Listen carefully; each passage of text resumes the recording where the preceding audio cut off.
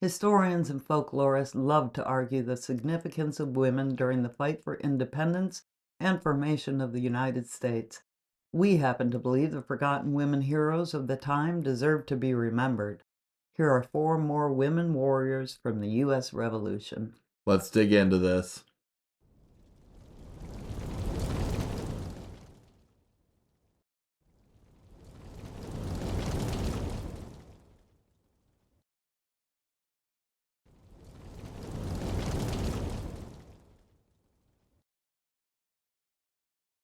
Almost nothing is known about Sally St. Clair before the war. She was described by different sources as Creole, a woman of color, or a woman of African and French descent. She was beautiful, with dark eyes and long dark hair.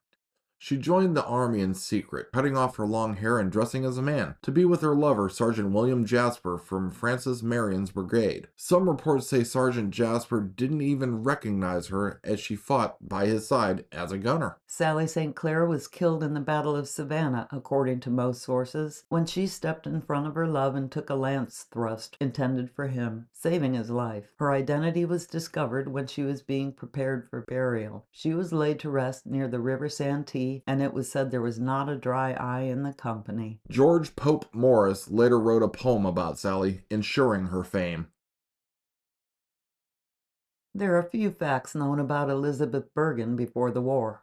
She had 3 children and seems to have been a widow, living near the shipyards in New York Harbor, where many prisoners of war were held. There were an estimated 10,000 Patriot prisoners of war. Of those, 7,000 died in captivity due to starvation, exposure, or disease, and the plight of these men was very well known. Elizabeth helped the prisoners held at the ships anchored in Wallabout Bay. She would reportedly row a boat out to the ships, distributing food, clothing, and blankets and medicine. Some reports say she was able to board the ships acting as a visitor. In 1779, she became part of the infamous Culper spy ring, run by Benjamin Talmadge, General Washington's Director of Intelligence. Many claim she was Agent 355, a female spy involved in the capture of traitor Benedict Arnold. Elizabeth worked directly with George Higday, and the pair helped 3 officers escape imprisonment on Long Island soon after she joined the group. Higday and Elizabeth helped at least 200 prisoners of war escape off ships in the span of just a few weeks without being caught, and without prisoners being missed by the British. And then Higday was identified in name in a letter from George Washington that was intercepted by the British. He was immediately arrested.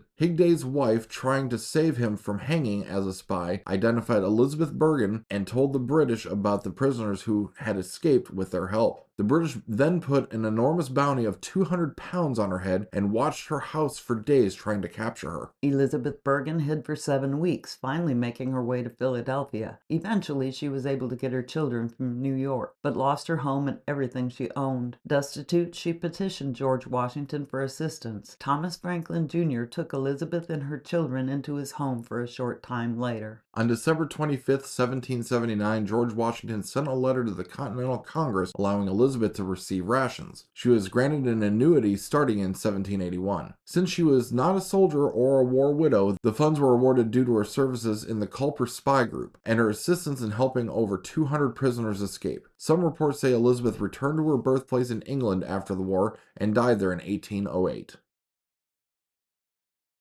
Little is known about Anna Maria Lane before the war, but in 1776, she joined the Continental Army with her husband, John Lane.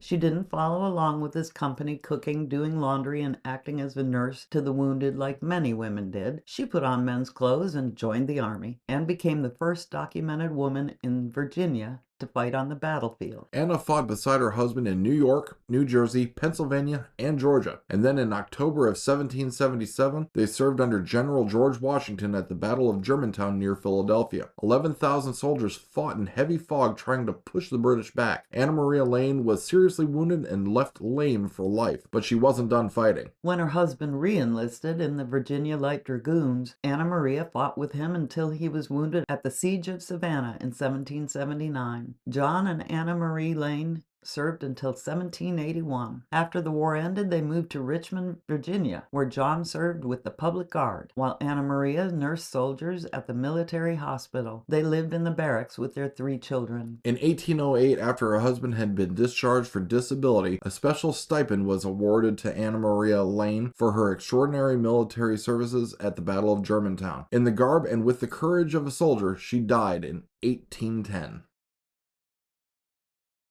And then there's the story of Lydia Dara, a woman historians love to argue about. Many say the tale was concocted by family since there's no concrete proof of her actions, but many at the time confirmed her story. Lydia had been born in Ireland in 1729 and had immigrated to Philadelphia with her husband. By September of 1777, when the British occupied the city, the family were Quakers. The British ordered her to move out of her home so they could use it. And in an incredible twist of fate, when Lydia went to ask permission to stay, she was met by a long-lost cousin from Ireland. He was Captain Barrington, and he argued on her behalf. Permission was granted as long as she always kept a room available for the British to use. Lydia agreed. And when meetings were held a few weeks later, the family was ordered to go to bed early. Instead, Lydia hid herself in a linen closet, listening to the British plans to launch a major offensive against White Marsh, where her oldest son was serving in the 2nd Pennsylvania Regiment. Lydia had 2 days to warn the troops. Requesting a pass from her cousin to go get flour at a mill nearby, Lydia walked several miles through snow and enemy checkpoints to the mill. Dropping her flour sack off to be filled, she went to the nearby Rising Sun Tavern, where she gave an old needle book full of small pockets to hold several sewing needles to an American soldier, and then she left. When the needle book was searched, a small rolled up paper was found. It said the British would attack the following day with 5,000 troops. The information was immediately passed on. George Washington's troops were surprisingly prepared for the British attack the following day, and after a few skirmishes, the British retreated back to Philadelphia and questioned Lydia Dara on whether she alerted Washington's troops. She claimed the whole family was asleep during the meeting, and because of her pacifist Quaker beliefs and probably her ability to lie,